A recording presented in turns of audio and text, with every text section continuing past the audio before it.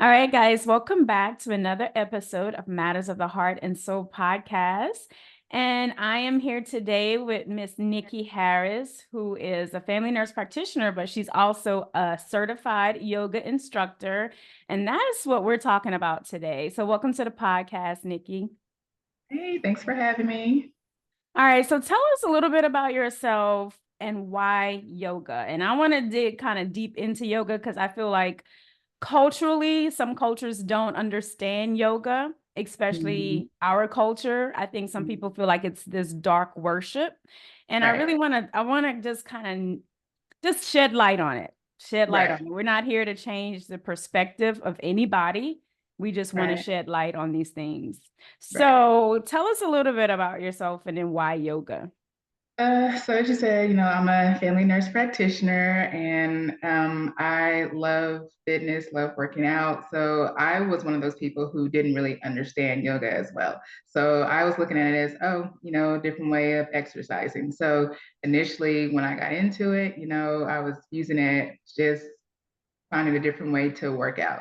But as I was going along, I was realizing like there were other little subtle changes that were changing within me as I was doing yoga. So then I started to dig a little deeper into what yoga actually was. And then it started helping me mentally, physically, spiritually. So the experience that I gained from yoga, I wanted to share with others. So in order to be able to do that, I knew that I had to have a better understanding and a background of it. So I decided to enroll in a 200 yoga teacher training program to learn about the philosophy, the just whole yoga in general as to what it actually means. So. Yeah. So can you tap on the philosophy? Like, what is the history of yoga? So yoga is more than just the poses, that we see on Instagram, whatever. It's all about unity. It's uniting your mind, body, and spirit to connect with our inner self, our authentic self. Because we are all connected, with the universe. So connecting into that and actually getting to know our authentic self can actually help us be able to navigate through this crazy world as it is. So it's all about uniting and just becoming still to actually just be and just be with ourselves. Hmm.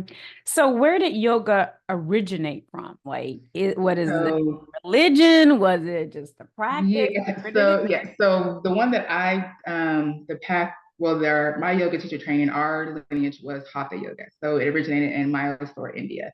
So all the way back then, those practitioners were using yoga to get to what we call samadhi or eternal bliss, like just uniting with the universe, just becoming one, just everything still, and it's just eternal bliss. So you go through different stages to work your way up to getting there. So yoga is about, how you treat yourself, how you're treating others, the poses to actually use our body to actually become to the point of where we can become still and actually sit and withdraw our senses and actually meditate to get to that eternal bliss.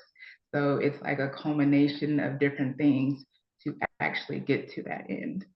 Okay. And then so in your journey, why did you even start yoga? Like you said, you wanted to kind of see what it was all about, but was there anything specifically, mentally, emotionally, spiritually that you were trying to achieve? Yeah, inner peace. Like, cause in like chaos, like there was chaos going inside and outside of me. Like it was just like I need to find that peace. And so when I had attended a specific yoga class, and at the end, like I had that just eternal, like internal peace. Like I was just at ease, like everything had calmed down. Like I was just there in the moment. And then that's like, okay, like I want more of that. So let me keep saying how I can continue getting that feeling. Yeah. So, can you break down the poses? Can you tell us a little bit about that? What is that about? And So this is there a process?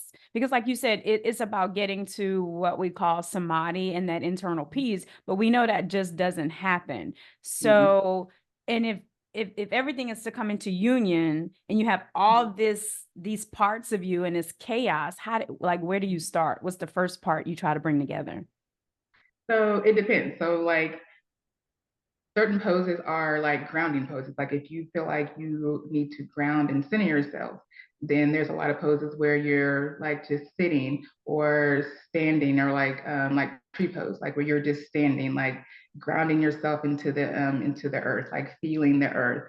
Or if you need to like open your heart, then there's certain poses that are heart openers. Or if there's one where you need to work on self-esteem, like there's different poses to tap into, like those specific things that you're trying to target into. So usually what we do, like just kind of listening and talking with people, you can kind of listen and see like, okay, well, we should go through these specific poses for this particular person. So it's good, like how teachers will like get to know and talk with their students, like coming in is having general conversations like as they're coming in. And then that's how classes are tailored based off of what like the energy or what the information that they're getting from their students. So then the classes are tailored to try and target those specific aspects without actually telling them. Okay. So the poses is basically about, I guess, unifying. Like, can you walk us through the poses a little bit? So like different ones, because like classes are sequenced differently. So like there's like child's pose. Like that one will be like a grounding pose. So it's where you're kind of sitting like on your heels, but then you're laying face down with your arms outstretched out. Like that's a grounding pose. But then your forehead, which is where your third eye is also touching the mat. So you're also like tapping into that area as well. Okay. So do you guys go through the chakra system? Yeah, so the poses are aligned with different chakras. Like the grounding ones would be like your root chakra. So grounding, and so then heart openers are targeting your heart chakra, or ones where maybe like where you're lifting your head back and exposing your throat, then that's targeting your throat chakra. So different poses also link into different chakras. So can you go a step deeper? Like, why would we do these poses? Is it energy? Well, like, what is it about the poses? And like, if you're bending your head back to expose your throat chakra, Mhm. what does that do? So, like, say your throat chakra may be blocked or locked up. So, when you're opening and exposing, then you're opening up that chakra so the energy can flow through. So, if your chakras are blocked, then your energy it's not going to flow through, and it can manifest in different ways. Mm. So, when you're like tilting your head back, that's opening up that throat chakra. When you're doing, so we'll say like cobra pose, where you're lying flat on the ground and you're lifting your chest up and you're opening up your chest, your heart chakra is here. So then you're opening up your chest area, which is also unlocking that energy, so that way energy can flow through to your heart chakra. There's different things like even different bandhas where you're kind of charging up or holding energy within certain spots to try and target different chakras to try and charge them up and move them up and down, within your body. Yeah, so yoga sounds like energy work. So Yeah. do you, in the philosophy and in the history of yoga, do you guys study energy? Yep, we had a whole section just studying the subtle body and energies and how they work, in and with yoga. So what's the subtle body, Nikki, for people that don't So know? yeah, so our subtle body, like that's our or like that's the thing that that we can't see, like our energetic field, like that's like our subtle body. So like our chakras and our energies and our spirit, like that is like our subtle body that we're working with. But you can't see our subtle body. So So that's how something why does people are hard to understand it, because they're like, well, I can't see it. So right, then that's where, it's kind of the skepticism comes in because you can't see it. exactly. So how can you heal something you can't see?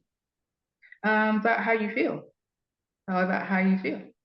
Yep. So like if you are say, have like a traumatic childhood, or had like offensive trauma, then that's going to manifest, in different ways, like in how you interact with people or how you interact in relationships. So when you have like, as you're healing and have a better understanding, or even how to deal with those emotions that are coming up, then you are now on your journey to healing. Like for me, like that was one of the things how yoga helped me. Like it helped me be able to process some of those emotions from the past traumas to be Mhm. able to feel and interact with people in different ways in a more healthier way. Yeah. Can you share your own personal journey, like in your own healing and, how that helped? What poses you started with? Like you said, it's about what you need to, where you feel a blockage. So can you share your own story about that? Yeah. So for me, like I never knew why there was a specific pose called Malasana, and it's one where it's like a really deep squat, and you're bringing your hands together in prayer position, and it's a really deep hip opener. So I never really understood why I was always drawn to that pose. So then when I got into yoga, I'm like, oh, hip openers help release trapped energy and emotions within our hip areas.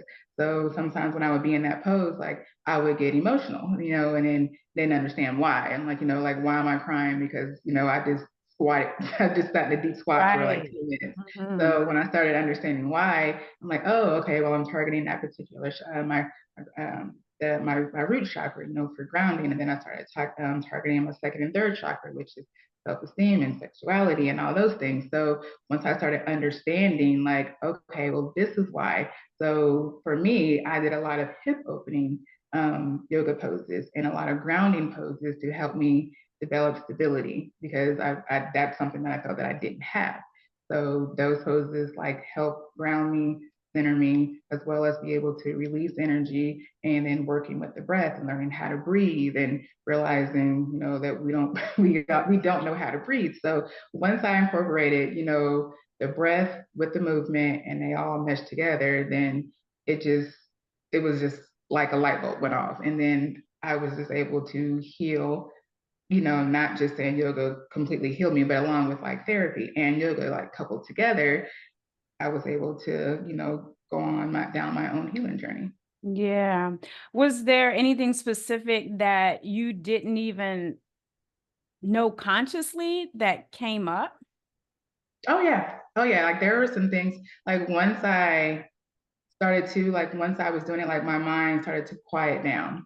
Mm. So like the thoughts never stopped, but I was able to, just be the observer. And as thoughts started coming up, it was something like I hadn't even thought about or realized, that was bothering me. And I'm like, oh wow, yeah, that did happen, or even how to just deal with stuff. Like solutions were coming up because my mind was able to just be still and just let things arise as they should in those moments, like while I was doing the poses or while I was just sitting. But yeah, to answer your question, yeah, things did just arise that I had either blocked out, didn't remember, or just totally forgot about.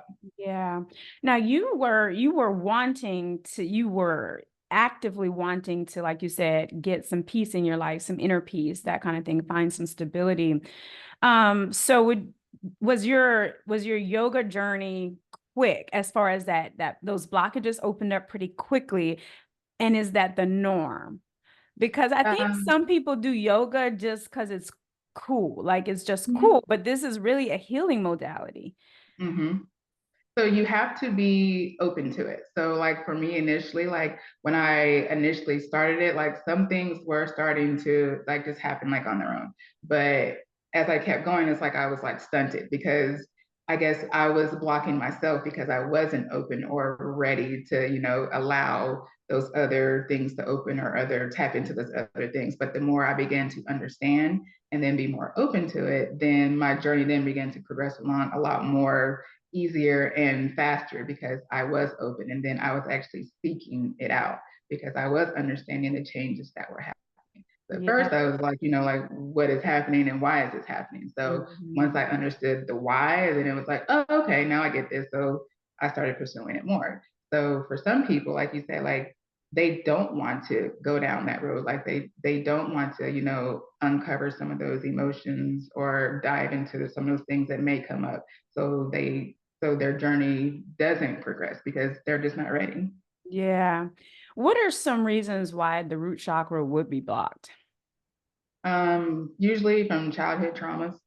Usually that's a lot of the big ones. People have childhood traumas, or abandonment issues, or just instability. But a lot of the people, like just talking in general, like childhood, how they were brought up.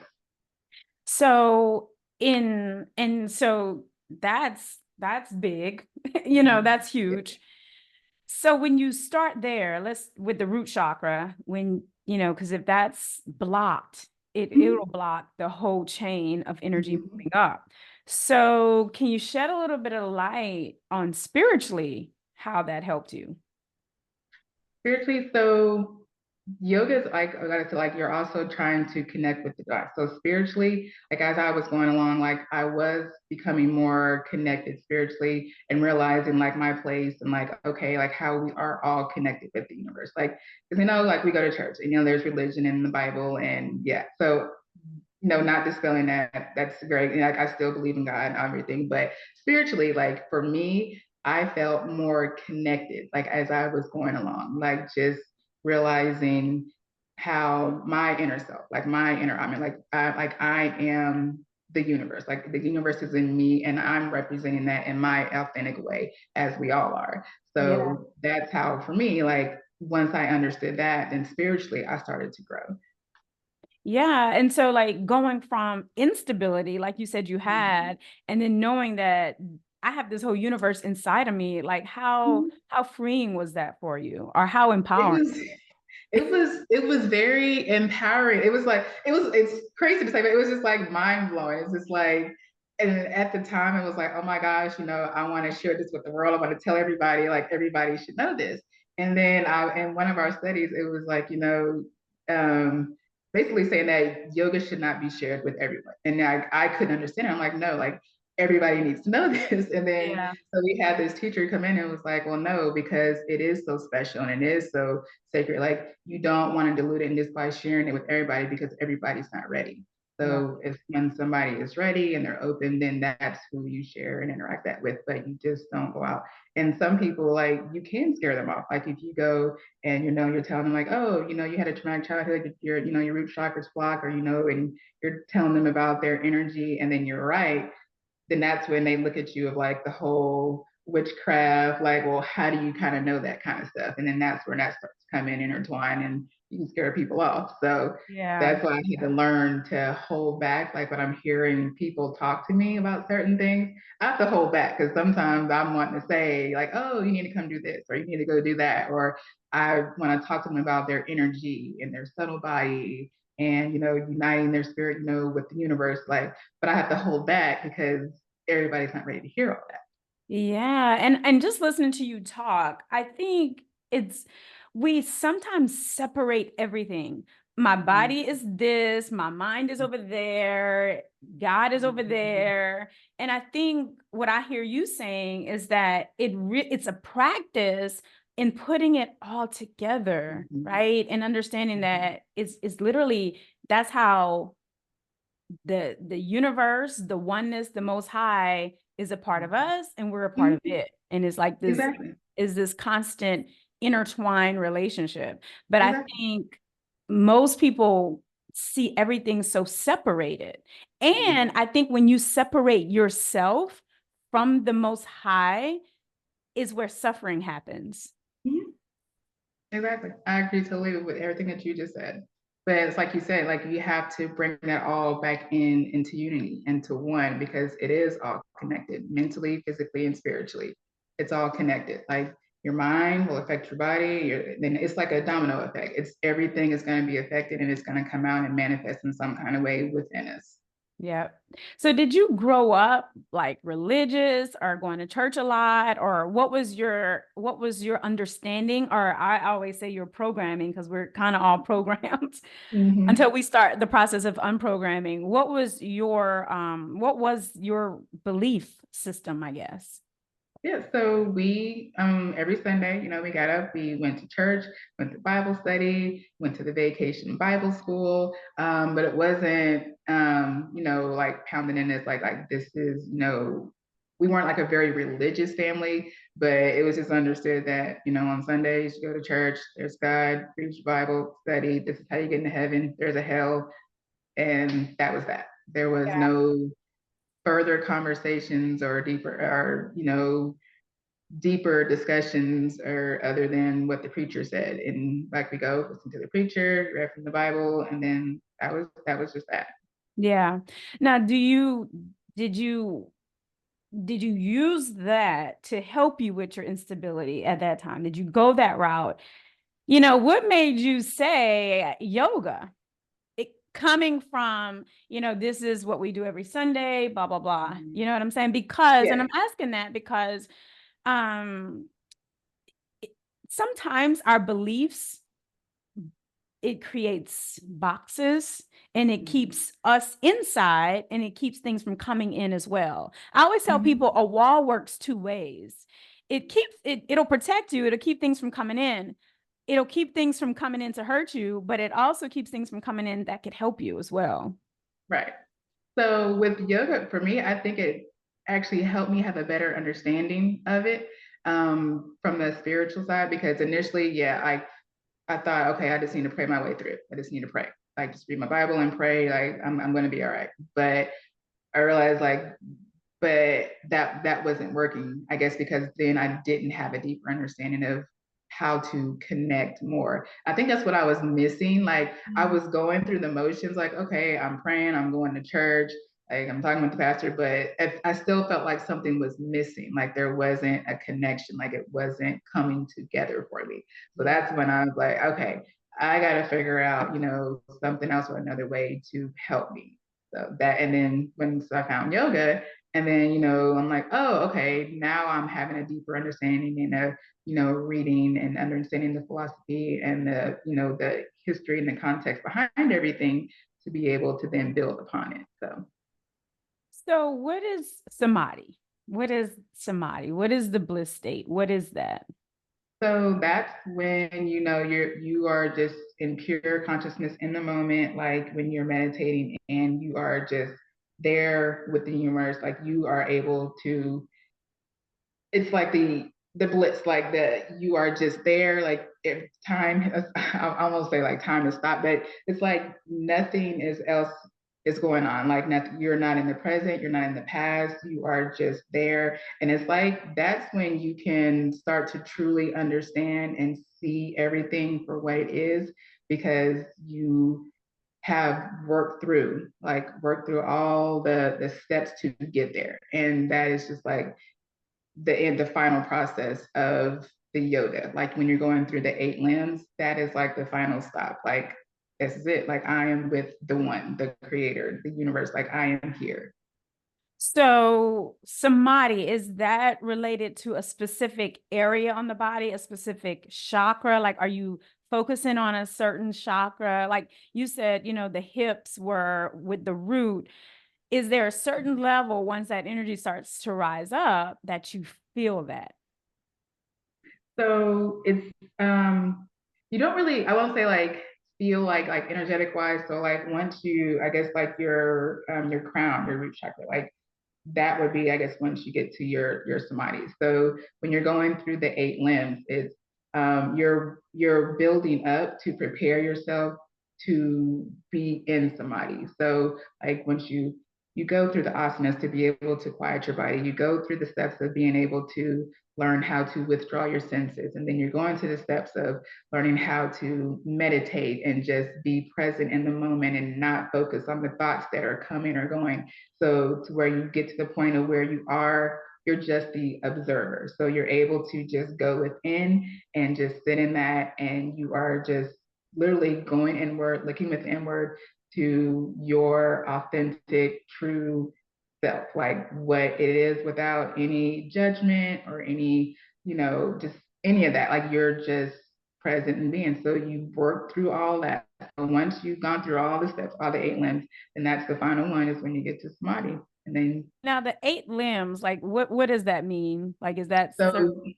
Yeah, so that the 8 limbs is like the 8 limbs of yoga. So and then so there's eight that you go through, and the last one, the Okay. final limb, is samadhi. So you have And a your limb is yama. like a category. I'm just trying to understand what the limb is. The limb is like a category, like you go through Yeah. So yeah, it's kind of another word like for a category. step or something. Okay. Yeah, it's almost like kind of like what you said, like we say so like in class, like we made like a tree, like the samadhi's in the middle, and then the limbs that are coming off of there are the steps that you have to go through to get to samadhi. So kind of like how you Get said, to the like core. one of the steps is connecting, with the Brahman, with the universe. Like that's one of the steps, as where you're connecting with yourself, or the ones where you are um, so like the first one you know is like how you're treating yourself, how you're treating your others, truth telling. So like how I even mentioned like meditation, like that's like on one of the limbs that you're actually going through on one of the steps to prepare yourself mentally and physically to be able to just sit and then enter into samadhi. Mhm. So when I say like the limbs, like samadhi is limb number 8, or step number 8. That's the Okay. final one. And then you mentioned the asanas, is that right? What So is yeah, so asanas is on there as well. Like that's one of the limbs, like because the okay. asanas means poses. Like you're going through the poses because you use asana to actually prepare yourself for meditation. So you're going through flowing, moving your body to so that way when you do come down to sit, you can sit in stillness because you've gone through these poses and got out, like the movement and the energy of where you feel like you need to move. So then when it comes time to meditate, you are able to sit and actually be still, like pranayama, like breathing. That's one of the limbs. Learning how to breathe, breathe, and inhaling, exhaling, retention.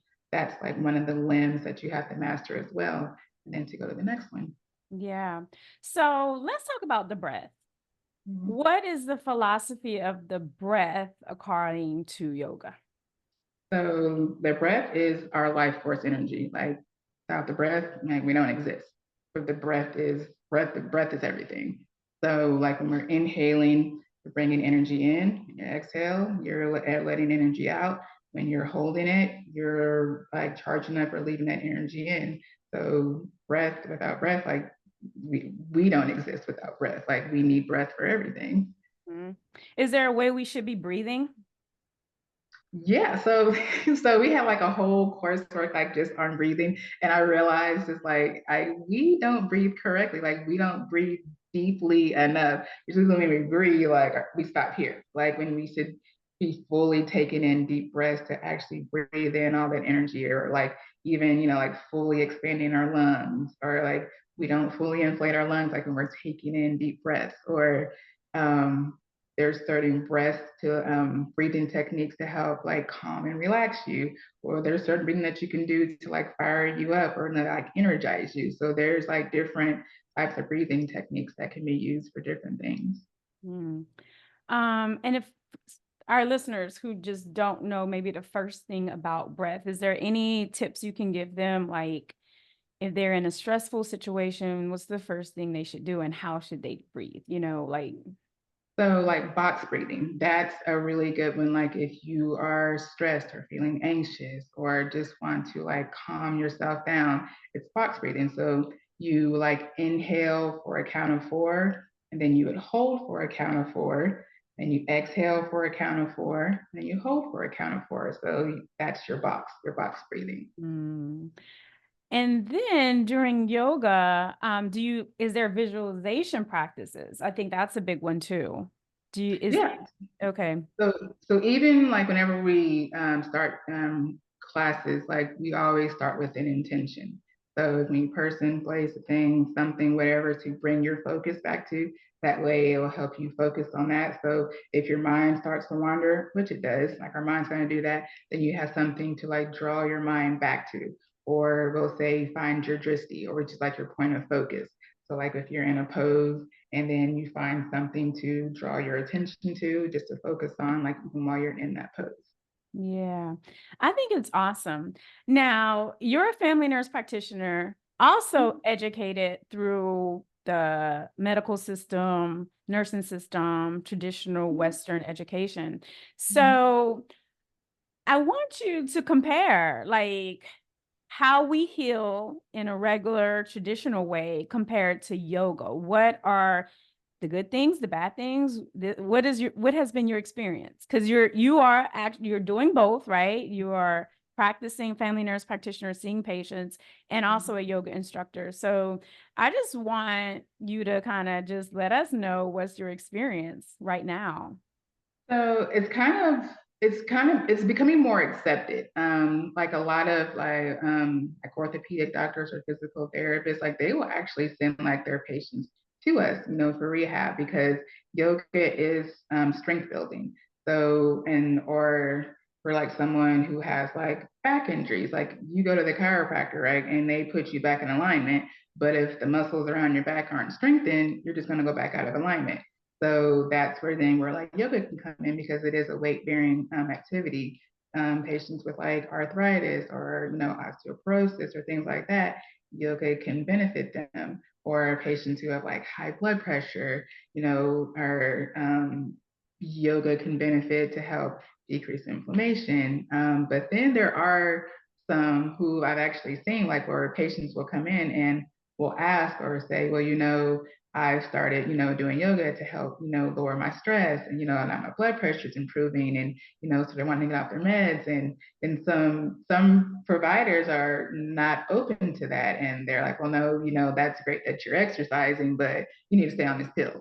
So that's where some aren't open to accepting the benefits that yoga can offer in different aspects in terms of our health conditions and how to help people heal and to get off meds and not always just use a pill to treat something. So that's where some are open, some aren't. I am seeing that a lot more people are becoming more open to it versus before, where it was just like, yeah, yoga's witchcraft, don't do it. But now people are actually starting to see, because there is science-based research that shows that yoga does have benefits to us, to our health. Yeah. Did you receive any criticism during your journey from family or friends or even colleagues about what you were doing or worshiping or this and that? Did you receive any criticism? Yeah, so family was supportive, but like, some colleagues a lot of people were skeptical. They were like, oh, you're doing what? So at first it was just like, oh, so you can help me exercise. And I'm like, well, no, there's more to it. It was either, oh, you're gonna learn a new way to teach me how to exercise, or it was a skepticism like, oh, well, don't you believe in the Bible? And that's evil or that's the devil's work. And so yeah, so I kind of got both sides of it, and some people are came still along on the journey with me, and some people have fallen off because they really thought, or still believe yoga is like an evil practice. Yeah. And what's your overall response to that? Like, how do you respond to that now since you've gone through it, you've healed yourself, Mhm. came into some amazing peace, inner peace, and connecting it all, found that connection you was looking for. What's your response to that?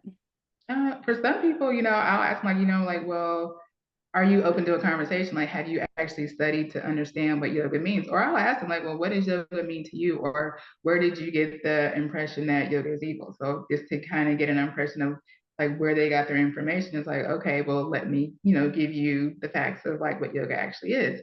And some people, are be like, well, well, come to a class with me, or just even see how you feel. Like nobody's gonna, try and make you say some witchcraft or put a spell on you. Like just come and see how you feel after attending the class. So some people like they came with me and they were like, oh my gosh, like I felt so great. Like, and they still do. Like they themselves have started practicing yoga. Yeah. So in your practice, like as far as medical, do you use it now when you're helping patients, or how has it changed how you choose to help people as well? So I do incorporate it in to my practice on the medical side as well. So like for instance, like we had a patient there who he was young and we were having to send him out to the emergency room and he's about to hyperventilate. So, he has all these people rushing up in there. And so I just went over to him and I just literally touched his hand. I was like, we're going to breathe. Like, we're just going to breathe together. So I went through box breathing with them. And, they're like monitoring his heart rate, which is like, like 100 and something. And as we're breathing and he's, calming down, his heart rate was coming down. So like I'll incorporate it, in that way. Or when people ask me, who are curious about other ways to incorporate, or they'll ask me about yoga or what they should do, or I'll ask them like, well, are you open to exploring yoga? So I'll tell them, and I'll explain to them the benefits, and I'll explain it to them from the, not so much the spiritual side, but more from the scientific side of like, okay, well, this is how it can benefit your condition. So then it's directly applied to how it can help them in the moment. And then they're more receptive to it, because I'm not trying to persuade them on some religious aspect or spiritual side. I'm saying this is how it can help you, decrease inflammation or lower your blood pressure Yeah. or build up your muscles, or build up your muscle strength, so that's Yeah. how. So physically, it builds your muscles, it helps with inflammation, can definitely help with blood pressure, bring stress down, all of that. Mentally, how does it help mentally and emotionally? Well, we know emotionally because trapped energy is typically from some type of trauma, and that those emotions have to be processed, like in your situation. Mentally, did you become mentally strong? Did you like, how did it help mentally? Yeah, like I'm able to, rather than react, like I'm able to take the time to just process and actually give like a true answer or to like the situation versus reacting to what's happened. So I'm able to like, analyze and be in the moment, like, okay, and give a correct response to the situation, whether positive or negative. Like I'm able to take that time to do that. And then like my mind is not like just going nonstop anymore. So now like I'm able to thoughts, like I'm able to let thoughts come and they go, or but I'm not trying to figure out the why and why is this happening and all of that, the chaos is gone, I guess is what I'm saying. Yeah. And then definitely emotionally, because you said those emotions came up when you was doing your hip pose and you realized there was a lot of childhood trauma there that had to be processed. And then spiritually, it's like coming into that oneness, understanding. You mentioned the observer, and I love that because that's so important. Can you talk about that a little bit from your perspective? Yeah. So when I say be the observer, like at first when I would hear that like in yoga classes when I was first starting, I'm like, what do they mean be the observer? Like, so I went through a meditation and basically when we were sitting there, we were like walking, basically like walking backwards to within ourselves. So we were focusing like with our eyes closed, like listening to what's going on outside. Okay, now listening to what's going on inside the building. Okay, now listening to like what are the thoughts going on inside your head. Okay, now walking a little bit further, and what's going on within your heart, and then focus on your breath. And then now it's like, and then once you're inward, and it's kind of like you realize like you're in the moment, like like everything is like slowed down.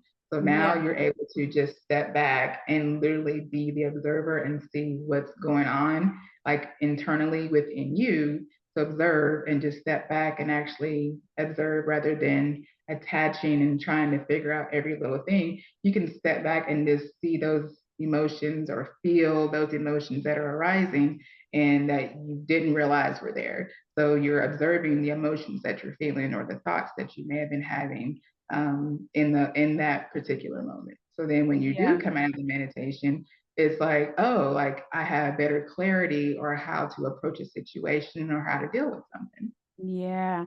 And I think when you're the observer, you take the time to observe everything, like you said, how you feel about it, all of that.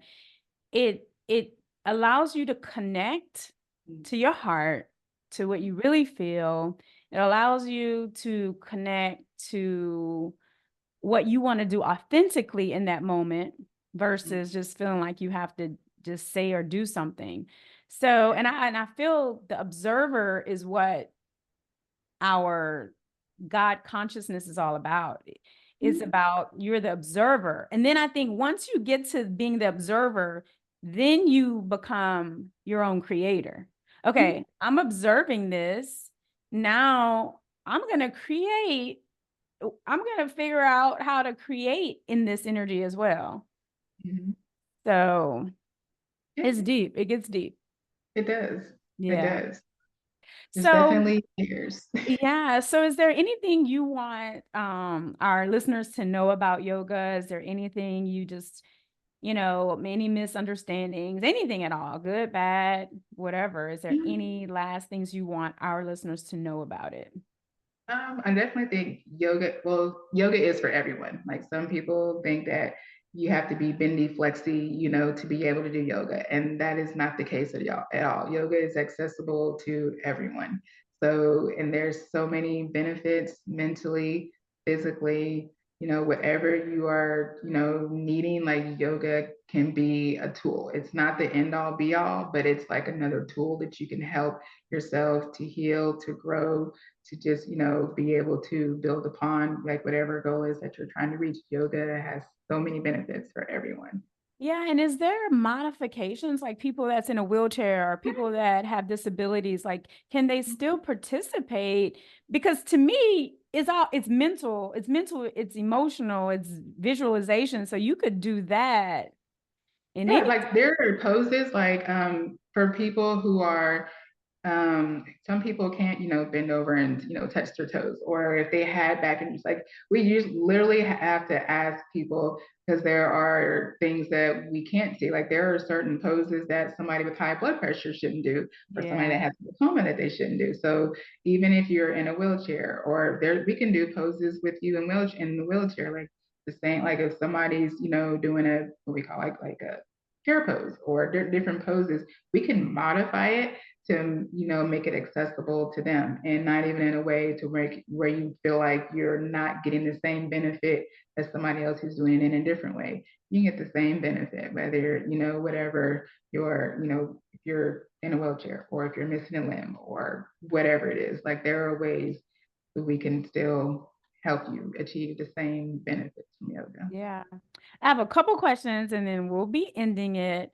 Um, what what are you doing now? Is there ways people could reach you? How can people reach you? Are you offering yoga classes? What are you doing now?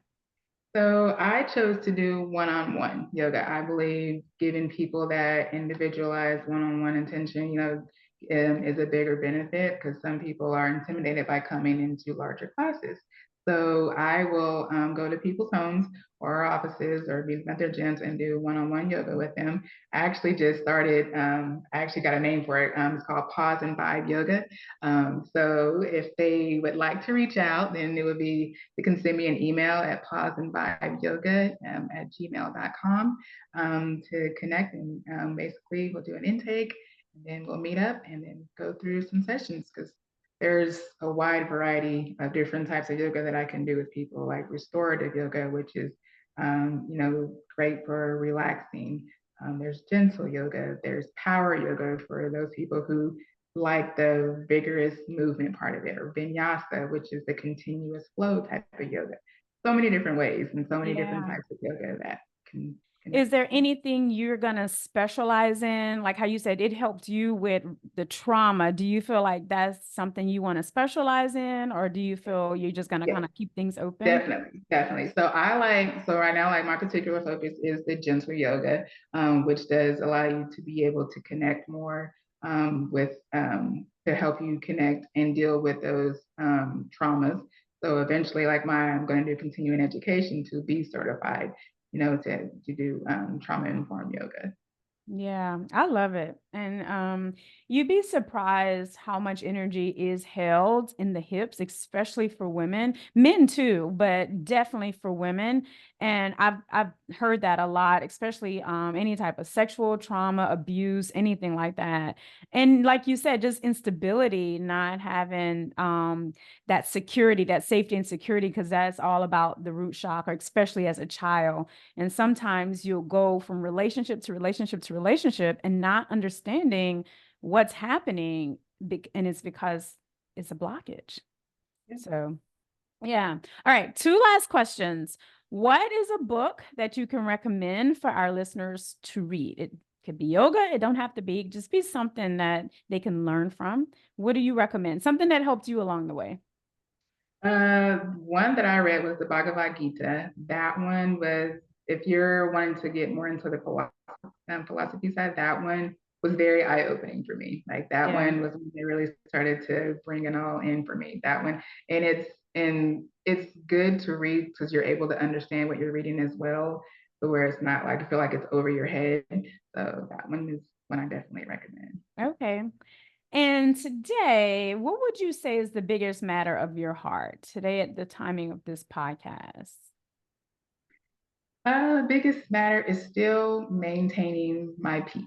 Like that Yeah. is something I'm still balance, excuse me, balancing, working on is still protecting that peace. That's something I also learned to do a lot of, setting boundaries to to protect that peace. So You know what, Nikki? I said anything that threatens my peace gotta go. yes. Period. Because once you get to that, like once you get to that samadhi and you know, and you work so hard to get there, you do so Yes. much work on yourself and you do so much healing. You don't want to go back. No.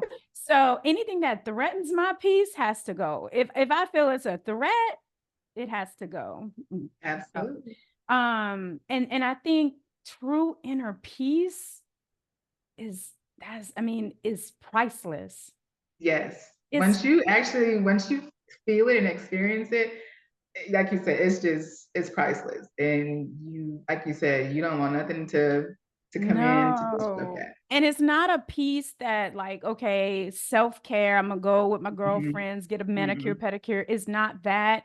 And it's a Mhm. merging. You merge with all that there is in that moment. And it's like, whoa. And you Yes. never forget that feeling. So for Yes. me, in my daily life, I'm like, how do I align everything in my life with that feeling?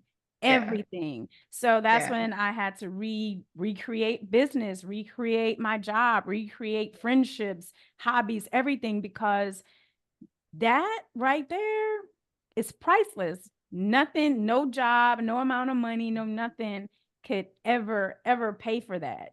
Right. So I'm like, how do I align my life with that and be in that every day? Yeah. Yeah. Yeah. So True. So I have a question for you. So how do you feel that you reached samadhi and how did it feel for you? so everything came through the heart chakra for me. Mm. It was heart chakra. Um, my entire life, I always felt like I've had to create paths Mhm. because I feel like I've been on this hero journey for a long time, Yeah. but I kept like you. There's something deeper there. I've been connected internally. I've always listened to my intuition. When it was time for Mhm. me to move, I moved. When it was time for me to make a decision, I did it. But I noticed that I was at a level of being able to give love at a very deep level, but I Mhm. noticed that people were not able to meet me there, right? Mhm. So I went inside. I said, okay, what am I missing here? And then that's when I understood that there's only one love that could ever reach me to that level. And that was the oneness Yeah. of the most high, all of Yeah. creation. And so Yeah. I started connecting to that love. And Yeah. that's when I understood that the universe is love. And if you Yeah. stay in that energy, you could do whatever you want. That's true. And yeah, and so my entire life became about the vibration. And that's when I understood energy and vibration and how it flows through our bodies. And most people, that heart is shut off. Mhm. There's Absolutely. blockages. That's why the number one disease is heart disease. People don't understand that energy can't flow through a closed heart. Yep. It hits and then goes back down to those lower Yep. chakras. But once the heart's open, the throat, you could express that love. You could express it and you express it authentically and truthfully. Then your inner vision is wide open through the third eye. And in the Yep. crown, you have your direct connection. That's Yep. it. And Yep. like you said, you have to work from that root though. Mhm. That's why it's so important, even as parents, that we make sure we're not projecting our hurts and our pains on our children, because they're Mhm. going to have that same issue. Yep. Yep. Creating those generational curses. Exactly. So that's all. Nikki, anything else you want to say before we close it out? No, but thanks for having me on. I'm so glad we were able to have this conversation just to expose people to help them get a better understanding of what yoga is. So I'm appreciative. Yes, yes. And I'm happy for you. I'm excited. I'm excited when people have those breakthroughs, when they get that energy flowing, because you feel it and you know, like, whoa, this has held me captive and bondage this whole time. And is like, you could see it too. You start to see the light and you start to see just the confidence. You start to see people in different Yeah. ways when they've reached different parts of their life or whatever. So, Mhm. and Nikki and I, we work together. So I'm excited just to have her expertise so that we could offer even an array of services with weight management and health and wellness, because it's about balance. Like It is.